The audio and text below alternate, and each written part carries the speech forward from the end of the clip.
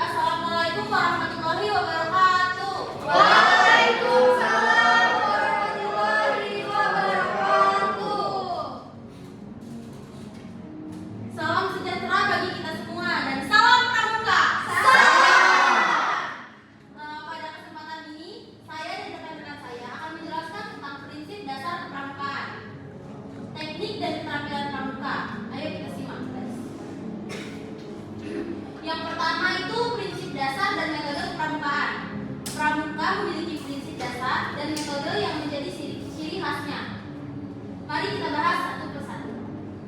Yang pertama, jalan terbuka. Kegiatan pramuka ini dilakukan di alam terbuka. Contohnya hutan, gitu ya. Terus karena di sana kita bisa belajar lebih banyak dan belajar secara langsung dari lingkungan. Contohnya berkemah, berpetualang, dan melatih kemandirian. Yang kedua ada taat pada kode kehormatan atau Trisatya dan Dasadharma. Trisatya dan Dasadharma adalah pedoman sikap seorang pramuka. Inilah yang membentuk karakter disiplin, bertanggung jawab, dan peduli sesama. Untuk yang ketiga, belajar sambil melakukan atau learning by doing. Pramuka tidak hanya teori, tapi praktek. Misalnya kita belajar simpul dengan langsung mengikat tali atau belajar P3K dengan langsung mempraktekannya. Yang keempat ada sistem regu atau kelompok. Pramuka juga selalu bekerja sama dalam regu atau kelompok kecil. Nah, dengan begitu kita belajar kerjasama, berkepemimpinan dan saling menghargai. Yang kelima ada satuan terpisah.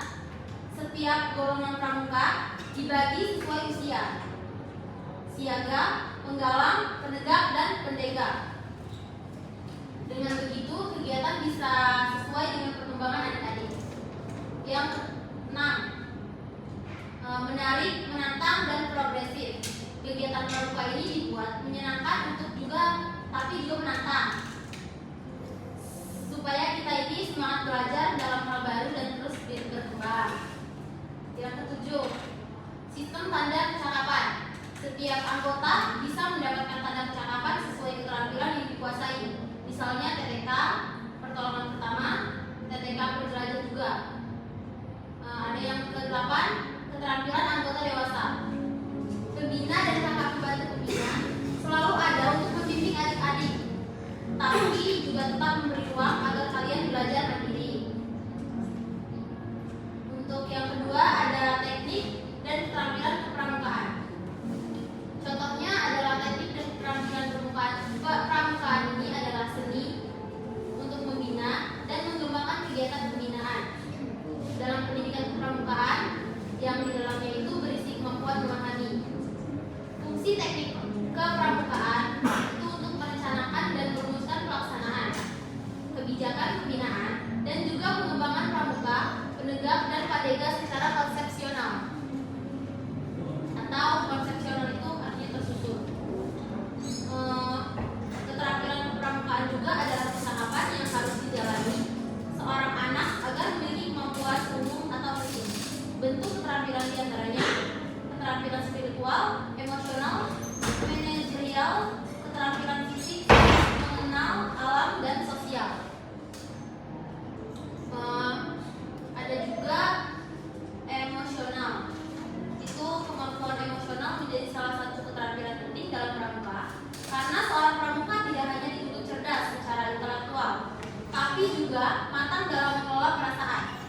Dengan keterampilan emosional, seorang pramuka mampu mengendalikan diri ketika menghadapi tantangan, bersikap sabar dalam kebersamaan, menjaga semangat di tengah kesulitan, serta peka terhadap perasaan teman satu regunya. Nah, hal ini menjadikan pramuka tidak hanya secara fisik, tapi juga tangguh secara mental dan jiwa sosial, sesuai dengan Trisatya dan Dasadharma. Terus ada manajerial. Keterampilan manajerial ini merupakan kemampuan merencanakan, mengatur, dan mengelola suatu kegiatan secara sistematis sehingga dapat mencapai tujuan dengan sukses. Dalam dunia pramukaan, keterampilan ini juga sangat penting karena setiap kegiatan memerlukan perencanaan yang matang, pelaksanaan yang terarah, dan evaluasi yang tertib.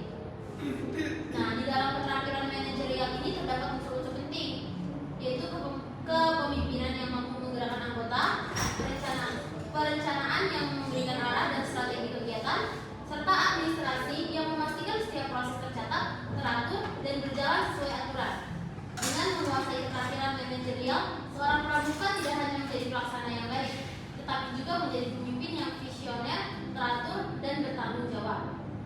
Yang terakhir ada mengenal alam. Keterampilan mengenal alam juga adalah kemampuan seorang pramuka dalam membaca tanda-tanda peserta memahami keadaan yang ada di sekitar lingkungan alam. Keterampilan ini juga meliputi kecakapan mengamati dan menafsirkan fenomena alam seperti arah matahari, munculnya bulan dan bintang, hingga tanda-tanda cuaca seperti kabut, awan, dan angin. Nah, dengan keterampilan ini seorang pramuka mampu menentukan arah, memperkirakan kondisi lingkungan, serta menyesuaikan langkah dalam perjalanan atau kegiatan di alam terbuka.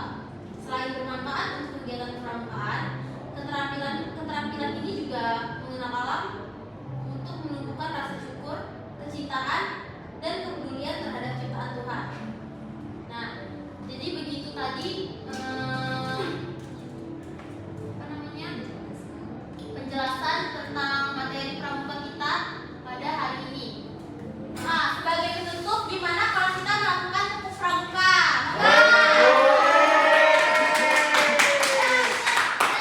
Kita tepuk pramuka 5 kali. Ya, gue ya. Tepuk pramuka.